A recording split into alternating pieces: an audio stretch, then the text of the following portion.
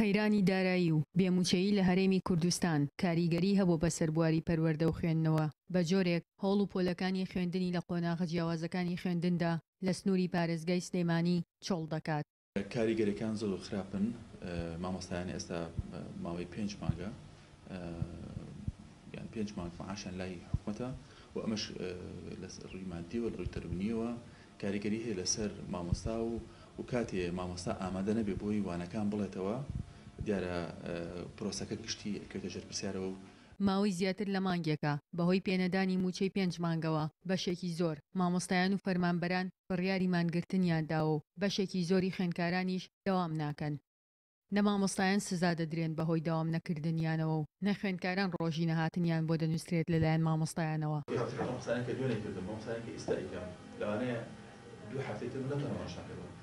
لەم کاتەیە ئیجراءاتمان ڕاگرتووە لەبەر ئەوەی هەر کەسێک کە ئێستا نایە بۆ دەوام وەکو مامۆستا وەکو فەرمانبەر یا وەکو خوێندکار ئێمە ئەزانین کە هۆکارێکی قاهر هەیە. بەڕێکەوت یەکێک لە خوێندکارەکانی ئەم کۆلێژەمان بینی ئەو لە هەوڵەکانی خوێندنی خۆی لە ڕابردوو پەشێمان بوو ترسیشی هەبوو لە داهاتوو.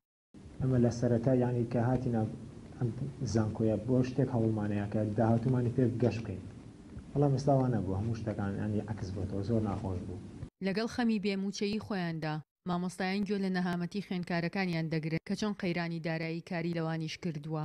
هەر زۆر خوێندکارمانەیە ئەڵێ ناتوانم پارەم پێ نییە ئەی تۆ چی دەکەی ئێستا من خوێندکارم هەیە هەفتەیەکە ئەڵێ نەڕۆشمەتەوە لە بەشی ناخۆیش ئەڵە بۆ نەڕۆشتووی ئەڵێ پارەی ڕێگاکەم پێ فی بڕۆمە و بێمەوە.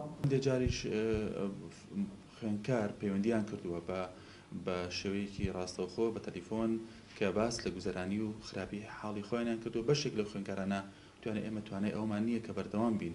ماوەی 5 مانگە حکوومەتی هەرێمی کوردستان موچەی نەداوەتە فەرمانبەران و مامۆستایان لە هەرێمی کوردستاندا.